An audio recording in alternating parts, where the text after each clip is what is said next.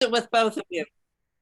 Yeah, Okay. Missy and I are going to get together soon. Nice to see you, Pam. It's good to see you. So I Molly. think we'll wait maybe just one more minute for a few Okay. others to join. But thank you all so much for coming here on your Friday afternoon. I know we have a long weekend coming up and folks probably have lots of fun plans. So I appreciate you spending an hour with us so we can share all of our great pictures and stories that we have from the pantry. So just hold on for about one more minute and we'll get started. Okay, that sounds great.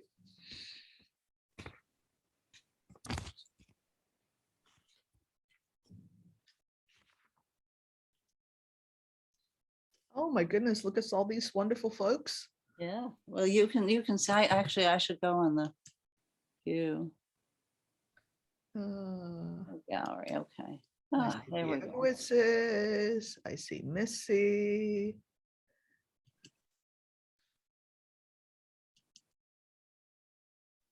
Hey, Julie.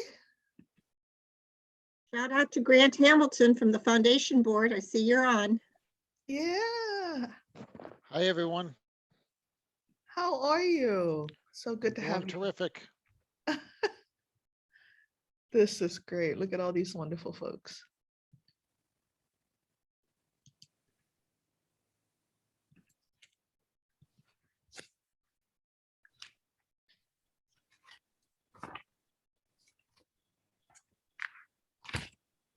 Okay, so I think we'll go ahead and get started. Some folks may join us as we go on, and we'll just welcome them in and catch them up. So good afternoon. Thank you so much for joining us. My name is Molly Hanson, and I'm the coordinator for the Dish Food Pantry. So excited that you all are here to help us celebrate this milestone. The creation, management, and growth of the food pantry is owed to many, many people who donated their expertise, resources, and time over the course of several years. When I started this position at Bunker Hill in June of 2019, I was given an empty space, a list of very detailed notes from the planning committee, and introductions to several wonderful community partners. Throughout my time here at Bunker Hill, the pantry has grown from a blank canvas to a place where members of the Bunker Hill community can turn to in stressful times. I would like to begin by giving an overview of our agenda for the celebration. We will begin by hearing from Pam Ettinger, our BHCC College President. Then Dr. Julie Elkins, who serves as our Dean of Students, and I will discuss the past, present, and future of the Dish Food Pantry. Then we will hear from Anna Lindo, a Bunker Hill sociology major and Dish Food Pantry student employee. Finally, we will close with some remarks by Will Kribbe, Assistant Dean of Students, and myself. Please note that all participants have been muted and will continue to be muted until the end of the presentation, and then we can open it up. So to start us off, I would like to introduce Pam Ettinger, Bunker Hill President. Dr. Ettinger is president of Bunker Hill Community College, the largest of 15 community colleges in Massachusetts. She began her tenure at Bunker Hill in 2013 and previously served as president of Moorpark College in Southern California. Dr. Ettinger's service in the community college movement spans more than 25 years, with senior posts in academics and student affairs, communications and policy, executive leadership. Her dedication to community college students and their well-being has been a cornerstone of her work here at Bunker Hill, and we are incredibly lucky to have her as our leader. Dr. Ettinger, welcome. Thank you, Molly, and good afternoon, everybody. It is so funny when folks like Molly introduces me as Dr. Ettinger, I keep expecting somebody else to pop up. It's just Pam. and I'm so happy to see friends around the table today to come and celebrate with us on the second anniversary of the Dish. This is my 8th year, and it's been a very interesting decade, this decade of finally the acknowledgement of community college students, and also community college students not as a monolith. When we think about college students, right, those of us who've gone through very traditional paths of getting here, graduating from high school, going to a 4-year college. In my case, I was in New York, And then for some of us, go to graduate school or go on to a career. And that image of the college student being 17, 18, oh, actually, yeah, about 17, 18, 19, graduating when you're 20 or 21, and mom and dad at home and always worried about you and say, can I send you another, I don't know, another bag of potatoes. And in my case was, can I send you another bag of rice and some Chinese pickles? There were support systems for students because we were just becoming adults, and college was an experience of learning how to be adults. When you look at the community college students from the very beginning, particularly beginning this decade, our students' average age is 26, 27. 3 out of 5 are parents, and half of that are single moms, right? So our students run households. They are not expecting the household to be part of their support system while they learn to be adults. It's very, very different. And when we look at the socioeconomic levels of where our students are at, there are a large number of our students who are immigrants, first in their family to go to college. And about 3/4 of our students are living at the lowest 2 quintile of income. Now, if you compare that to the population of where I went to college, I was at Barnard and then I was at Columbia. The top quarter, no, actually the top 3/4 of students at selective institutions are at the top 2 quintile of income. So there's a huge economic difference. There's a huge lived experience difference in that our students' experiences out in the world is much richer, right? And they're struggling to catch up on the socioeconomic pieces.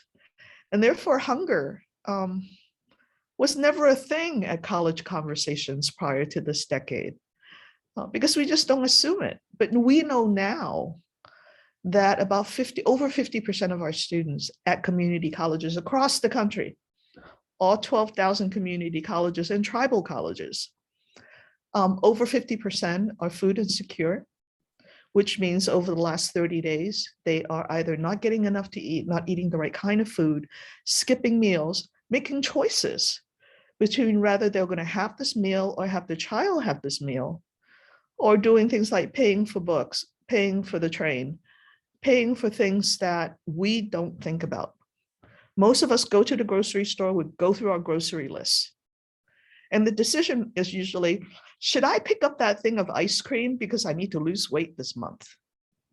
And not, should I pick up that box of cereal? Should I pick up, that bag of rice, which is kind of going to be a choice between going through this list and doing something else. The fact that it was a stigma at the beginning of this decade, and it's no longer a stigma at this point, means that we have made huge progress as human beings. So let me tell you a story of what happened, and I'll acknowledge a lot of folks along the way. When I came in 2014, I was in a B building. Those of you who haven't been on campus yet, it's like a corner building that comes off the parking lot. And I'm on the 3rd floor. So I would go through the lobby in the morning, go to the 3rd floor, pick up whatever I have to, and then I'll go off to like off-campus meetings and so on. So Monday through Friday, or at least most days during the week, I would come into B building, there'll be a cart.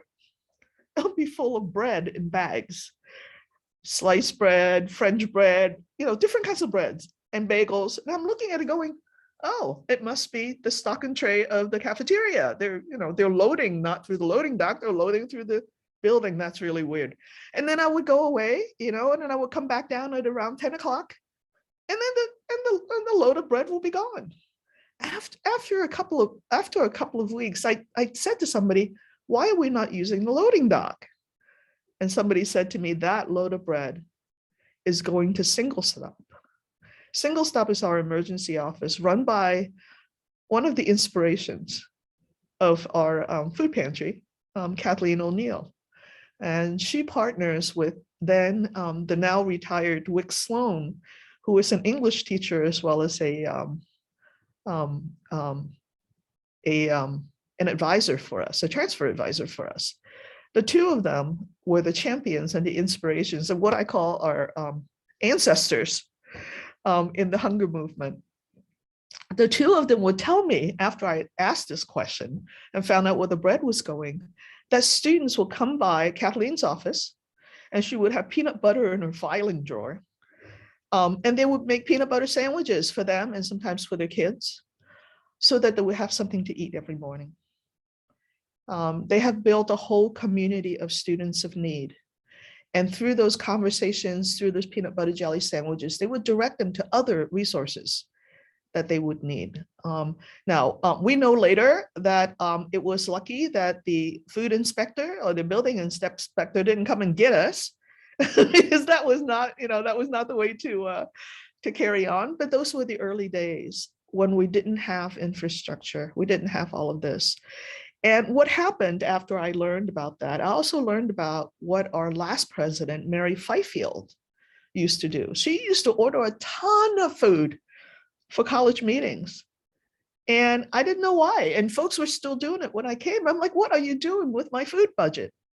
Well, we ordered a lot of food, so we would have a lot of leftovers so that we can feed students, because we didn't have an official way to do it. Now, when you listen to these stories now, you're like, oh, Pam, that's just anecdotes that you tell in occasions like this. But I tell you, that was the symbol, though, of how little folks thought about food. And then I found out as I did research throughout my period of doing advocacy, that my alma mater, Barnard College, which is the sister college to Columbia, has students who are food insecure. That the New York Times began to run stories about how some students will throw out whole jars of peanut butter. And then there's students who wonder how they can rescue that peanut butter so that they would have a food source. So the fact that people used to say, oh, they can just eat ramen is part of the mythology that poor people are hungry because they were sloven in their habits, because they were morally defective, and we should not take care of them as a country. And what happened over the last decade is that we have shown it to be different, that poverty is what kept our students from healthy foods and therefore from completion of their educational endeavors. And as little as $5 or $10 a day will make a difference between a student who can study and study well and complete, and the difference between that and keeping them into a cycle of poverty. So we used to say, you can't pantry our way into health and into solving this problem.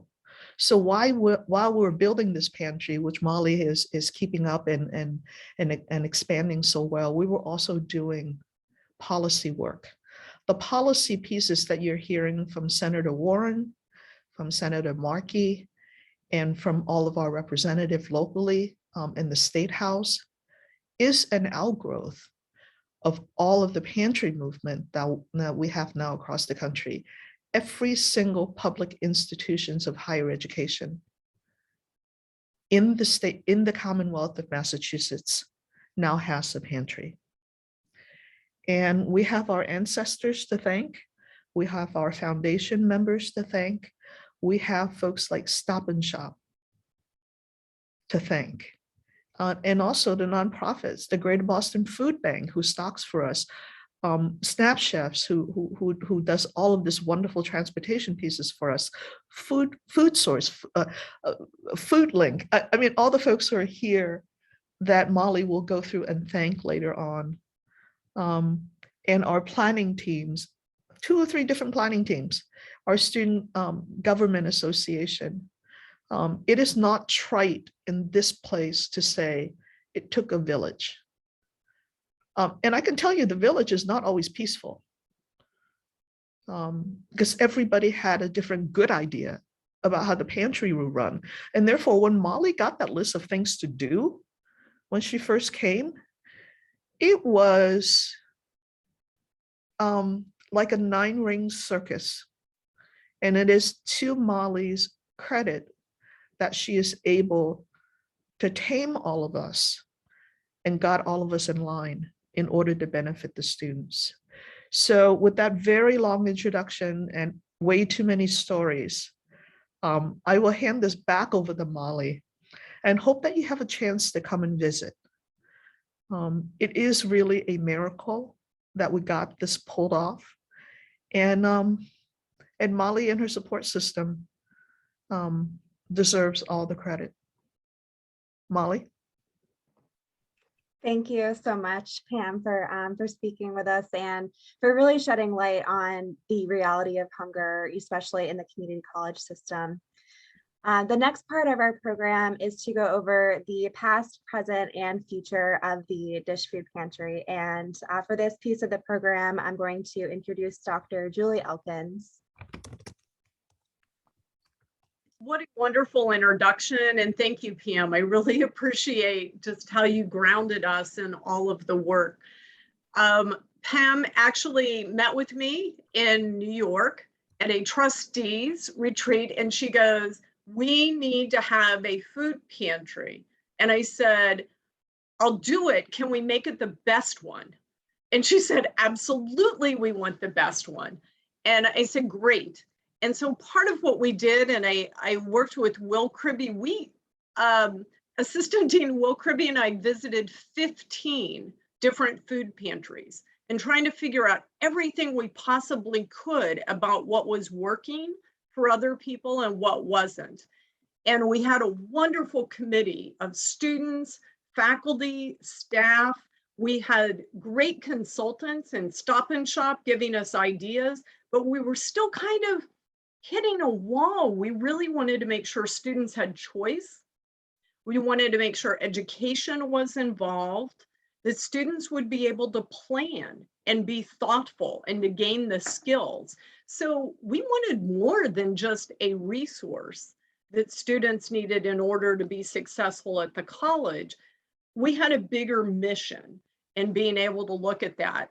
So we were really struggling and trying to figure it out. And how could we really be the best? And I was at a date night dinner with my small son who was eating a piece of pizza at Whole Foods. And I kept seeing all these people come in and pick up bags.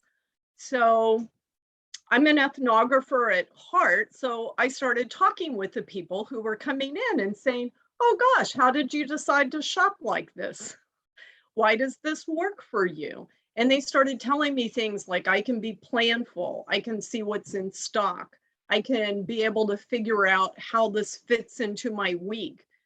This helps me streamline the time I have to do other things. So at this point, Whole Foods thought I was a reporter and wanted to know what radio station or TV station I was from. And I just let them know I was trying to learn.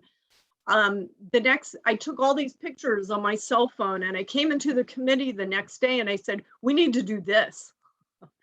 This is what our students can navigate, something that's an app, something that's on their phone, something where it is putting access into their own hands.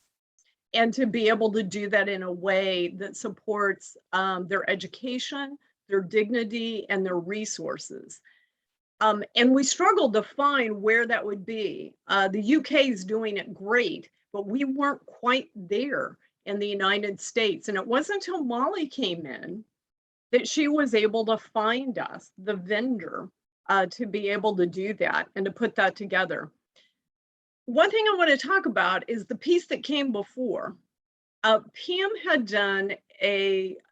done a number of interviews and has been an incredible leader in the country and talking about this crisis within higher education. And within that, one of what has grown to be one of our most amazing partners, Sasha Papour with Food for Free, heard her on the radio as she was driving into Food for Free, called the president's office, they put her over to me, and we became fast friends and partners. And it is at that time we started having our frozen meal program.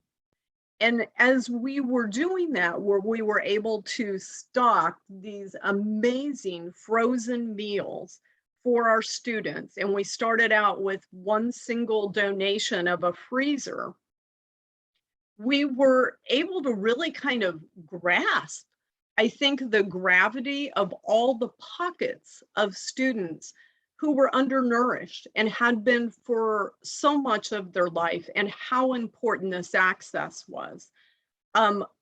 Sasha's vision and support in creating Food for Free, if you all don't know about it, please look into it, is nothing short of remarkable. And the kind of work she did, but it also raised the bar for me. I was like, look what they're doing. We can do this. Our students deserve the best. So how can we get there? So I'm going to pass this off to Molly Hanson to talk a little bit about, how we got there to creating this industrial design, being able to use technology to be able to work with students in a way that really promotes dignity, choice, education, resources in delivering information, sustenance, and health. Thanks, Julie. So as you can see here on the screen, we have our Smart Choice software, and I believe Carrie Edwards is here with us. She is the founder, director, all of those things in Smart Choice. And when I first started the position in June 2019 and had all of this explained to me of what the vision was, I was a little overwhelmed, because food pantries that I had worked at and helped run in the past were you walk in and select your items. It was all, you didn't really know what you were coming, what items would be available. But with this piece of technology, Smart Choice, it's very similar to Amazon. So it doesn't look as pretty as Amazon with all the different shipping options and all of that type of thing, but it works perfectly for what we need. And that is a way for students to see what items we have and what items they can select with their points. So on the left-hand side, you can see we have all of our categories. And one of the great things about Smart Choice, well, one of the many things, is that they allow very large pictures so that students can see exactly what they're getting. So if English is an additional language for them and they are, might not understand or are confused, they can see the picture right there. So that's very helpful. And then once students receive their points, they receive 30 points per month. They can go on and shop. And we use the language shopping in the food pantry to really kind of get at that stigma-free environment. So you're not, like picking up your items, or you get a bag and everything that's in the bag that's it. You get to shop and select your items that you would like. And so within Smart Choice, you can assign point values to different items and kind of take into account inventory as well as popularity and all of that sort of thing. So as you can see on the screen here, most of our items range from 0.5 point to 4 points, kind of just depending upon popularity, inventory, all of that sort of stuff. And so this is a really great way for students to see what we have available. And it really provides that sense of dignity and client choice. Client choice is kind of food pantry lingo. It's a type of pantry that is exactly as it sounds. Clients are allowed to choose what they want. And it may sound kind of, small or like not that important, but when students are accessing a food pantry, having that ability to choose what they would like instead of just being handed a bag that might not suit their dietary, cultural needs, all that sort of stuff. It's incredibly important. And so we're so thankful for Smart Choice, and we continue to use it through the pandemic, and we'll talk a little bit about that later. And then we'll go next to our ribbon cutting ceremony. And so this happened on September 12th, 2019. So just about 2 years ago. And this features all of our great donors and members, well, not all of them, but a lot of them that helped make the pantry what it is today. We heard from Pam there as well. And as you can see, we had the exciting ribbon cutting. And it was a really joyous and exciting moment because we were able to recognize that after all of these years of advocacy work that happened at Bunker Hill, we now are opening, as Julie said, the best food pantry. I certainly think it is. But so we were able, to open this. And so that was a really joyous moment. And for our next slide, I'm actually going to pass it back to Julie to talk a little bit about what the dish was like pre-pandemic.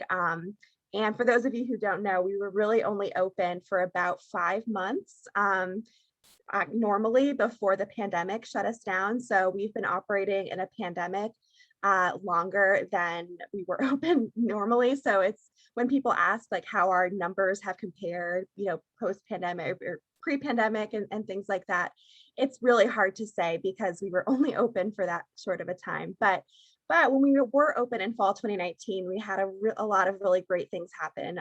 So I'll pass it back over to Julie. So a lot of what we did as a first focus was having students come into the pantry.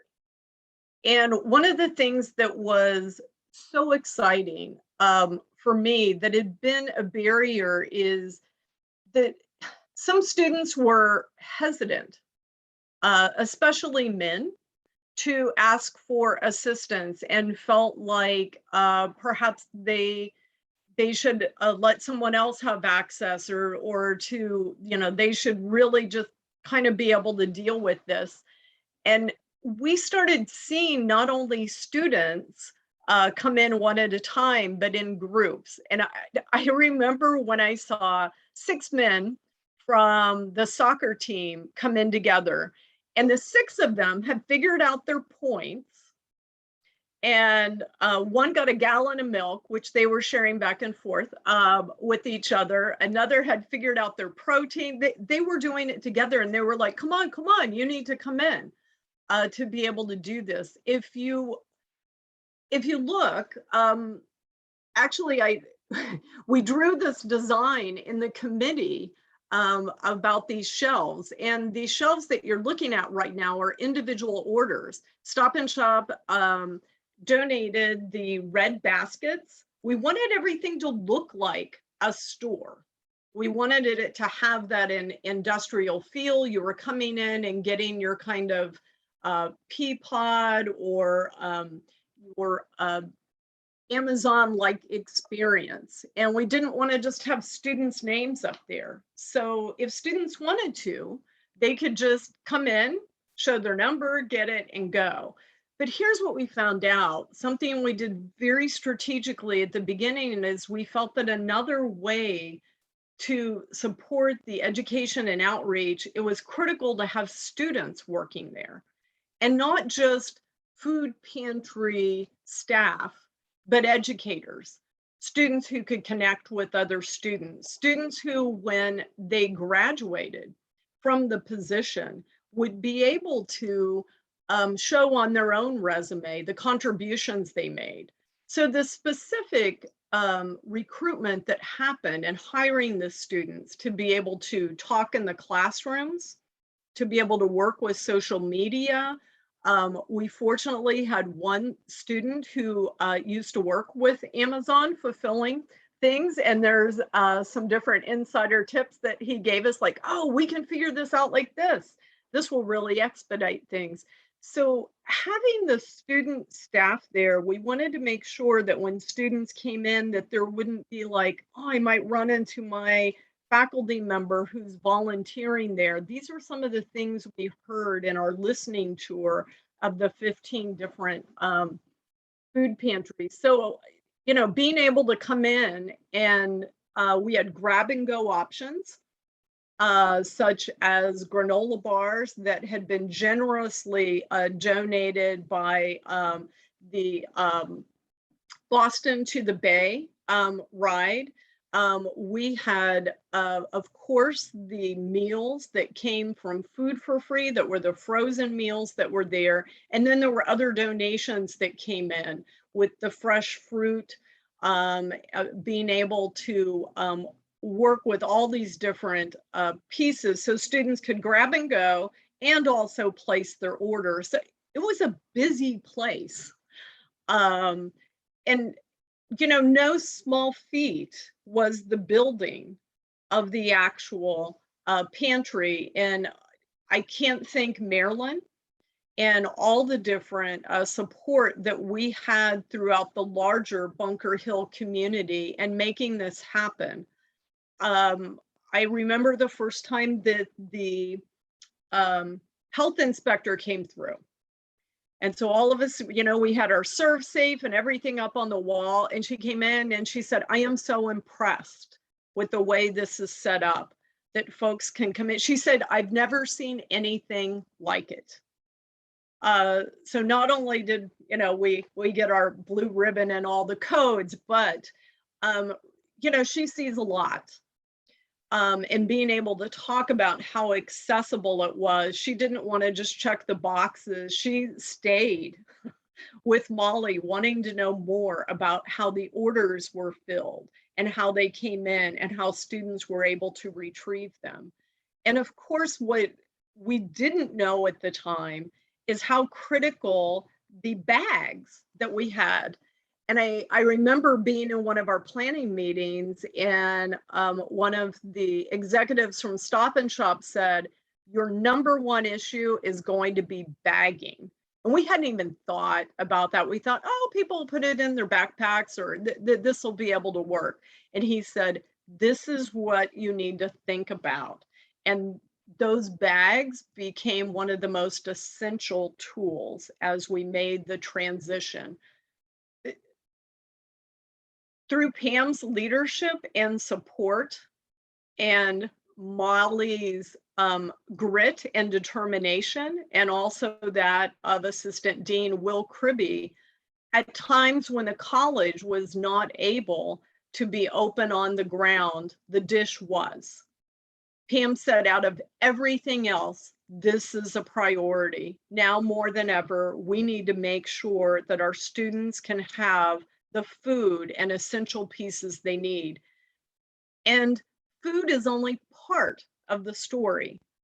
The pieces that came about with programming, such as Dishing with Molly, which if you haven't, seen some of the social media pieces that are out there about how to cook, how to use things, being able to put together, how do you use all the things together? How do you make that into a meal?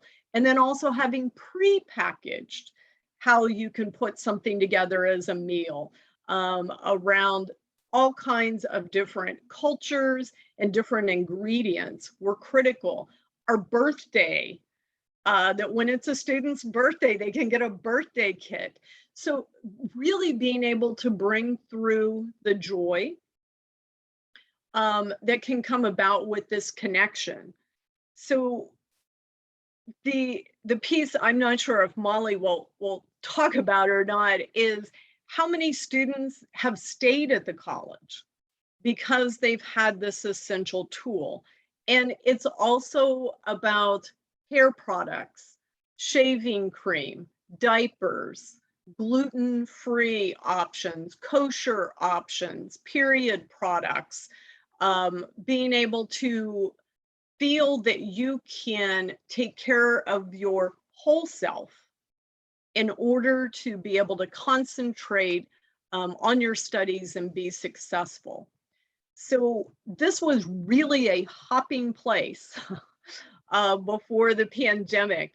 And I can't tell you how many times we've sat back over the last year with the realization of how little time we were actually open on the ground and how thankful we have been for this model. My colleagues, which hats off to them at so many other colleges and universities, have done everything they possibly can to get food to students, from having food out of the back of their trunks and having students come up to be able to get it. Everything they can, but we had this tool and we could have never had the foresight of how important it was, but it was critical as we made this transition because the transition was seamless. So Molly, you want to talk about that? Yes, absolutely. So we're moving from the past of the food pantry into the present. Thank you, Julie, for kind of giving us an overview of what we looked like before. So like most of the world, our pantry was caught off guard by the rapid growth of COVID and the confusion and fear that came along with it. Bunker Hill, we initially responded by extending our spring break for an extra week, and that soon grew into online only courses for the rest of the semester. And then, here we are now. So all on-campus activities and courses were quickly moved to online with the help of Zoom and WebEx and really dedicated IT support here at Bunker Hill and professors who made it work. However, our staff realized that our community was facing increased unemployment rates and financial uncertainty. And so in response, we stayed open by mailing Stop and Shop gift cards and Chromebooks to students and providing no contact pickups on campus. So that was kind of March through May when we were still trying to figure out what exactly was going on. And then, as you can see kind of the graphics on the left, these are some from the archive of the social media with the dish. So you can see we were kind of all over the place. We were open, we were closed, and we were just doing the best that we could to meet students where they were and do pickups and drop-offs and all that sort of stuff. As you can see, lots of obstacles to overcome. But through one of our partners, Food for Free, we realized that we could do something that was a little more efficient and long-term and sustaining. And so Snap Chef quickly became a key part of our organization and has remained one of our closest partners to this day. In April 2020, they assisted us by delivering 45 Chromebooks to students' homes across Boston. Soon after, we developed a delivery system that would allow students to select their items using Smart Choice and also submit their address and phone number and which delivery date they would like. This program was initially funded by the Bunker Hill Student Government Association and then by several grants and funding programs. Currently, we are operating with funds from the BHCC CARES funding, and it's just been an incredible resource to be able to deliver to students' homes. Our delivery driver, James, giving the thumbs up there on the left, has been with us since the beginning, which provides a comforting source of consistency for our students. So they know who's bringing their order every time, and James has gotten to know a lot of our students, so he's kind of part of the team now as well. And so now I just wanted to kind of go into, I apologize for the sirens in the background. I wanted to kind of go into what's in a bag. So as we kind of heard earlier, the Greater Boston Food Bank provides many of our staple items. So rice, beans, canned items, things like that. Our diverse student population requires diverse inventory, and we do our absolute best to offer as many helpful products as possible. So again, our food pantry staples are made up mainly from the Greater Boston Food Bank and also donations from our food rescue partners, FoodLink and Food for Free. And we'll talk a little bit more about donors later on. And additional products, as you can see on the right there, include cleaning supplies, baby wipes and diapers, and hair care for textured and natural hair. Our inventory also includes meal kits and seasonal products. Examples include birthday kits, soup and meal kits, summer kits, such as s'mores and make your own popsicles, and school supplies. That's actually what we're doing for September, is we're giving out notebooks and pencils and things like that. And we also do see, holiday items for Thanksgiving, Halloween, Passover, things like that. The pandemic has been an incredibly hard time for a lot of people, and these kits are meant to bring some excitement and creative expression to students and their families. Many of the items in these pictures were purchased with funding provided by various generous individuals and foundations. So thank you all so much. If you're here with us today and have donated monetarily, this is what your funding has purchased. It is allowing us to give out birthday cake mix and frosting and candles to students on their birthday or for a child's birthday. So here it's just by the numbers. So we have distributed over 62,000 pounds, and our donation total is over 80,000 pounds. We've had 791 unique users and have filled over 4,000 orders. And so the 4,000 orders, that's kind of from when we were on the ground in the pantry and filling orders kind of throughout the week. Students could spread their points out throughout the month if they wanted to. But now that we have the delivery system, students have to use all of their points in one order for their delivery. And we've completed over 2,000 deliveries to students' homes. So our pantry would not be what it is today without the support of our campus partners. First and foremost, I would like to recognize Single Stop and Kathleen O'Neill, Christine Larkin, and Jean-Dani Joachim for their hard work and dedication to assisting students with housing security, financial literacy, and important government programs. Prior to the pandemic, as you heard earlier from Pam, their office organized a monthly mobile market as well as distributed bread and other supplies through their office. Their staff was a large part of the advocacy efforts to open the food pantry and ensure its success. I'm very proud to work with their team and thank them for their passion and determination. Similarly, I would like to thank the Bunker Hill Community College Foundation and their team, Marilyn and Kristen. With their efforts, the Dish Food Pantry has grown into a thriving organization that assists so many with food and hygiene insecurity. The funding that they have worked to procure supported the construction of the food pantry as well as ongoing operational support in the form of products. Thank you for doing this work with me and continuing to support the Dish Food Pantry. There are several other campus partners that have been monumental in our work. Student Activities and Paul Moda's team have assisted in efforts to promote the Dish Food Pantry, and we're one of the initial founders of the construction for the Dish Food Pantry. The Student Government Association has also been an incredible partner, as well as the Community Engagement Office. Our offices continue to work together to provide campus-wide events such as hunger and homelessness awareness programming. The Veterans Office and Ms. Ayel Carrasquillo also have been huge supporters of the food pantry.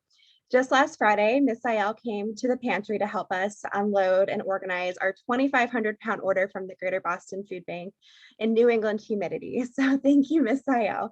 Our Chief of Police, Bobby Barrows, and his team have supported the dish since day one, and we are so thankful for their support.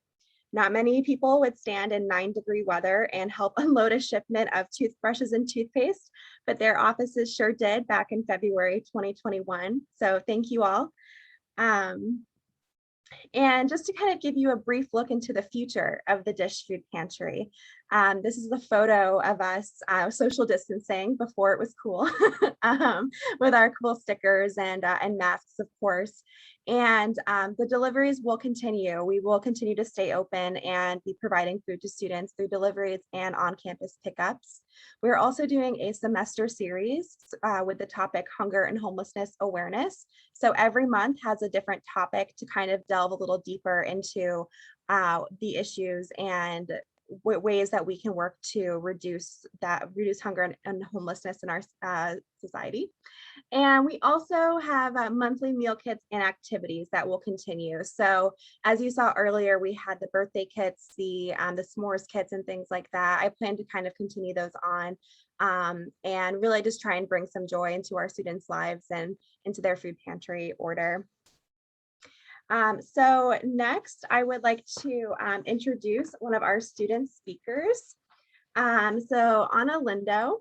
Anna has been with us since day one, the opening of the Dish Food Pantry, and she has continued to serve with us during the pandemic. Anna is one of the kindest, hardest working, and most amazing people that I know, and I'm so excited to introduce her as our guest student speaker. So Anna, you can go ahead. Oh, Molly, thank you. Now I'm kind of, it's hard to speak now. And hi, everyone. Hi, Julie. Hi, Will. Hi, everyone. First of all, thank you. I really appreciate that one more opportunity that you guys give me a lot of opportunities. And when I was working at the Dish, actually first when I moved here, when I chose Bunker Hill, I felt that, and I'm still feeling that, because that's why I miss Bunker Hill a lot. I miss you guys a lot. And I felt at home. You know, I see Bunker Hill as a family now, and it changed everything. It changed everything for better for me, for my daughter, for our future. And when I got the job there, I felt like, wow, it's one more opportunity that I wanna do my best. And working with Molly, and it was like, I mean, it changed everything, Molly. It's like you gave me the opportunity. I remember the first day I went to the interview, the language barrier, I just moved, when I got the job here, I was just moved to United States. So, but I felt she made me feel so comfortable that I could do my best. And I felt that everything went, beautiful and amazing at the dish. It's a great, great project. I'm so proud and happy to be part of that, history in Bunker Hill. And yeah, we start, 2 years ago. So it's like beautiful to see that 2 years now, and then everything is like improving, and I'm so proud of that, to be part of that. And I'm so proud to have this working, to have worked with Molly too. She's the right person. When I start working there, I said, wow, it's everything's so perfect. And to me, most important thing was helping students. And as a student, learning and feeling, having this, family, environment there. And it's everywhere at Bunker Hill is like that. And the dish came to, to improve that, for students. And students, I'm pretty sure they're still doing this, soon. Going there, hanging out, talking, and feeling at home. And that's the that atmosphere, that family atmosphere. And then Molly create that to us. And everybody who worked there felt the same way. That's why it works. That's why it's like so perfect. And sharing a little bit of why also is so important to me, that having this opportunity to work at a food pantry. I need a food pantry with my daughter as when I moved here to United States. And it was amazing that when I went there, nice people there. I said, wow, that's a nice environment. I never, at that time, I never thought about working at a food pantry. But when I got there in Somerville, they were so kind and so special. And I told him, thank you very much for helping us. And he said, oh, what are you gonna do here? I said, I'm going to school. I'm going to Bunker Hill. I didn't, at that time, I was not studying it. I was just applying to be a student. And I told him, you made me feel so nice. And it's so nice to have this, because we don't have this kind of, we don't have food pantries in Brazil. I'm from Sao Paulo there. And even though we need a lot, and I appreciate that here, that sense of community, it works and it helps people. And it helped me that day. And my daughter was there with me, and I told the guy, I said, your job is beautiful. You help people. And I want to do this one day. I want to contribute. So everything you gave into me now, it's really so important, because we need, and maybe one day I can contribute. And when I got the job, when Molly interviewed me, and I was like, wow, I got that. She sent me an email. I went out with my daughter, we celebrated. I said, I got the job. So now I can do my best there. And but Bunker Hill is responsible for that because Bunker Hill chose me to. I chose Bunker Hill first. I put my heart there, and then I had the opportunity. And I'm pretty sure every student feel the same way. As a student or working at Bunker Hill, and I'm so glad to be part of it. I would like to share this because I think about that. I miss Bunker Hill every single day. And yeah, that's congratulations. You guys doing the best. I'm living my dream. When I was at Bunker Hill, I was living my dream, working at the dish, seeing those faces coming there, getting a snack, sharing with you a lot of things. And we were there, sharing things together and making, people's day, making students happy, and that's what counts. And yes, I just need to say my heart's still there, and I'm with you guys, and congratulations for everything. Yes, awesome. Yeah, thank you. Thank you so much, Anna. I miss you too. Anna actually is doing an amazing internship right now. So that is why she said that she's not at Bunker Hill, but she will always be, a part of our community because of her just amazing contributions. So thank you so much. And now we're about to head into the closing section of our program, which is thank yous. And we have so many. And for this section, I'm going to pass it over to Will Kribbe.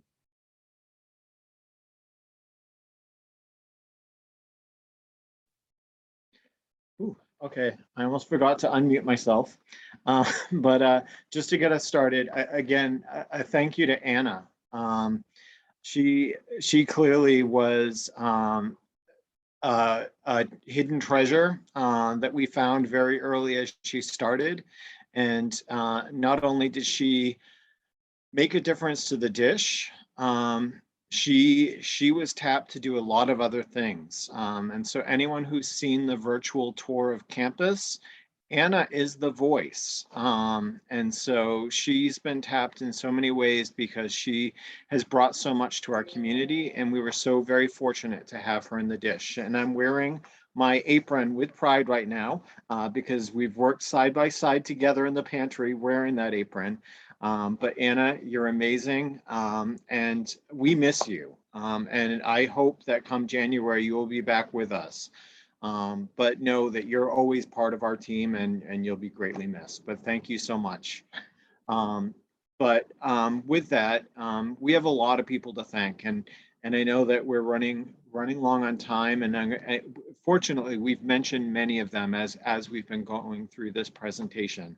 But there is so many people that we need to thank for, one, building the dish, bringing forward the idea for us to have the dish, championing the cause for the dish to come about, those who helped us with the construction, with all of the materials we needed, the shelving, all that has made the dish. And so I'm going to try to make sure I try to capture most of those individuals as I move forward. But just to get us started, I just want to make sure that I talk first about some of our largest donors. But again, when I start with Bunker Hill Student Government Association, Kathleen O'Neill, Single Stop, the Hunger Team, all those individuals did such a great foundation of the start of the work in recognizing that college is expensive and our students have to make choices every day about how they're going to make their funds meet their needs and to support them in their education and their lives and their other responsibilities. And our Student Government Association not only took that foundation and that work, they took the voices of our students and recognized our students need more than what we're offering. We're band-aiding an issue, we need more. And so they worked closely with our president, Pam Ettinger, the Hunger Team, and other champions at the college to say, we need something more. We need a food pantry. And that's what we got. And so with that, I know Missy Carter is here, but Missy and Marsh Carter, Carol and Giulio Caperci, Diana and Bob Hildreth, Stop and Shop. The shelves you see in our pantry, those all also came from Stop and Shop. And every day that I'm there helping stock the shelves, helping to pull items for orders and all that, I think Stop and Shop every day. The Cabot Family Charitable Trust, the EOS Foundation, and Liberty Mutual Insurance. They helped us with getting the ground broken, building out the space, the construction, and also, you know, as I mentioned, all of the pertinent items we needed, from the baskets to the shelves to the freezers, the refrigerators. All of that came about because of all these wonderful individuals who supported our need to support our students. Next, you know, great, we have this big space, we put some shelves up, we have fridges and freezers, all of those dynamic things, but now we need inventory. And so the Greater Boston Food Bank, clearly, you know, our biggest supporter. We were very fortunate in our tour of the various different food pantries at other campuses to stop by UMass Boston and learn about their partnership with the Greater Boston Food Bank. And that we knew that's a relationship we needed. We needed to build and cultivate it and do that, because the largest amount of our staple items that fill our shelves come from the Greater Boston Food Bank to start. But then we built out more. Stop and Shop. Again, them giving us the line of credit for additional items to be able to supplement what we weren't getting from the Greater Boston Food Bank. Greater Boston Food Bank had such a great inventory, but there were gaps. And so Stop and Shop really came through for us to really add to the shelves. And I get so excited when I'm packing an order and I'm able to pull an item that has a Stop and Shop label on it, because I want our students to know Stop and Shop plays such a great part in regards to the food that we're able to provide for our students. Hope and Comfort. Hygiene items, again, you know, going to Walgreens, CVS, the grocery store, hygiene products are so expensive. And Hope and Comfort has really come through. And CNN just recently had featured Molly Hansen doing a pickup from Hope and Comfort. I apologize for the clocks in the background, but Hope and Comfort picking up those items, her driving all the way out monthly to pick up items to add to our inventory, so that our students not only will have the food for food insecurity, but will also have the important essentials for hygiene security. Food for Free, I Support the Girls, FoodLink, Bombas, again, another relationship that we gained through our partners, but they were able to supply last winter socks and sweatshirts that we had in our inventory that people were able to get right around Christmas time. And so, you know, everyone needs socks, everyone needs layers in the wintertime. New England gets cold. And so being able to get those additional items. Seven Hills, as I mentioned, you know, the Seven Hills folks helped us with the construction, but then they added to our pasta inventory. And so, you know, our students being able to get those as well. Wegmans, breakfast bars, you know, all of, you know, or granola bars, whatever those might be. But our students, you know, as they were coming to school, the Dish became, pre-pandemic, was the place to stop to grab a snack before they went to classes. So they had fuel to be able to pay attention and be present and engaged in the classroom. And so that was great. Pet food, again, our pets are part of our family, and as you may not see around me, but my 3 golden retrievers, they're always surrounding me in all of my meetings when I'm on campus, and we all know our pets are part of the family. Procter & Gamble, through our relationship with Stop and Shop, we were able to get an incredible amount of period products from Always that were donated to the college. We have a classroom that still has some of our stock, but it has become an essential of our inventory for our students. And Bunker Hill, again, and I also want to make sure that I make note, when we talk about the red baskets, when we look at that Dish logo, IMC also played a role in regards to us, you know, branding the Dish, branding our food pantry in a way, and making it become a staple of our community and something to be proud of. And you know, I'm proud every time I go in the Dish and Molly makes fun of me. One of the first things I do is I throw on an apron, because I'm excited that I'm there, I'm part of the Dish team, and I wear my apron with pride. And and again, ongoing operational support. Again, the folks from Seven Hills, Carol and Julio Caperchi, or Caperchi, Missy and Marsh Carter, the City of Boston Resiliency Fund, again, being able to support us to be able to deliver items to our students. Contactless has been so crucial, especially during the pandemic, so that students did not have to go without. Solomon Morton and Gustelle Schreiber Morton Foundation, the Barrington Foundation. Again, we have been so fortunate for all of these individuals to come together to support us and support our community. It does take a village, as Pam said. It takes a village to do what we do. And again, last but not least, the Bunker Hill community.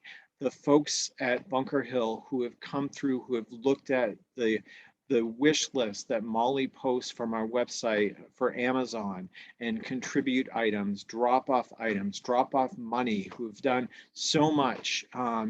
None of this would have been able to have happened, and Molly to be able to do all the wonderful little birthday packages, special dinner nights, like all these wonderful additional program opportunities to be able to add more fun to getting food from a food pantry, and again, making it a shopping experience. And so just really destigmatizing and making this a place to be a part of that's actually something to be proud of. And I'm very, I just can't say enough for what Molly has brought to our community, and again, what our community has done to meet her to make this happen. Some exciting moments to note. Not a surprise to anyone, but Molly has been recognized as a young professional twice in her time at Bunker Hill for her outstanding work that she has done. She not only came to a position that was brand new, helped put together and start a brand new food pantry at Bunker Hill. She had no shoes to fill. She took something and made it her own and made it great, and really met the need and really made something that was wonderful for our students. She presented at NASPA, Let's Dish, revolutionizing the college food pantry experience. I think for many of us, when we talk about our food pantry in our different circles, in our professional groups, and our networks, we're always talking about what great work that our food pantry is and what a resource it is for our community. She was mentioned at our Bunker Hill Community College commencement just this past year. Our Secretary of State spoke about the dish and the work that Molly has done. And then, as I mentioned earlier, she's featured on CNN with Hope and Comfort's CNN Heroes Award clip. We're making a mark, we're being recognized, and it's because of Molly and all the individuals who've pushed her up to make this a reality for Bunker Hill. Thank you, Will, so much for going over all of our donors, and thank you for the shout out. It really is an honor to work here at Bunker Hill and work with so many students and staff members. So thank you. And it wouldn't be a food pantry presentation if at the end we didn't list information for donations.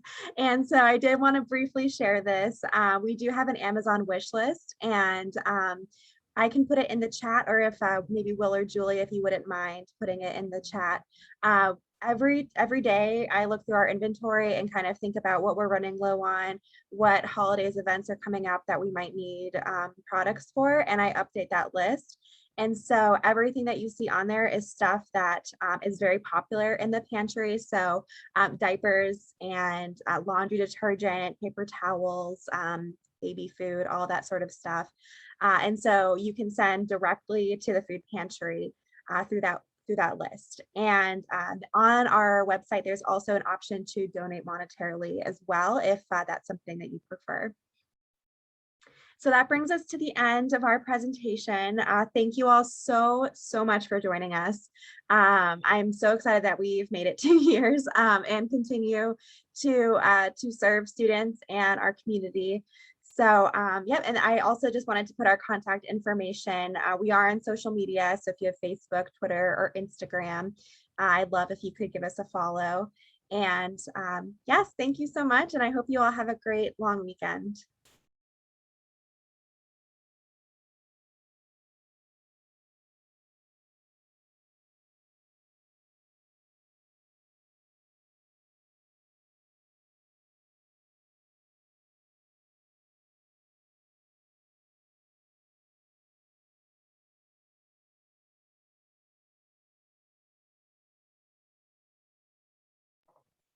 I'm just finally getting a chance to read through all of these comments, and they're all so nice. Well deserved, Molly. Thank you. Very well deserved, Molly. Great job, Willie and Molly. So proud of you guys. I was getting all emotional about Anna, but you guys have just Oh been my gosh, I awesome. know. I know. It's like I'm just ready to cry. I got to see her and her daughter. Thank you, and thank you so much to all of our donors. Thank you. Thank you for coming, everybody. Have a great weekend. Thank you, Molly. Thank you. Oh, Molly, I got some donations for school supplies. Ooh, I'll take them. I'll be bringing them on Tuesday. All right, sounds good. I'll be here. All right, I'll go ahead and Carrie, I'm so glad that you could make it. Thank you for coming. Oh, we were thrilled to be here. Thank you so much, Molly. Yeah. Love your enthusiasm and energy that you bring every single day. Lots of coffee.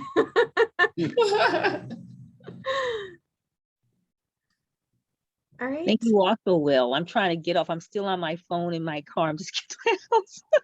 It was a wonderful. Let's see here. Here we go. Great. Well, I guess I'll go ahead and end now. Thank you all. Thank you all. Have a great weekend.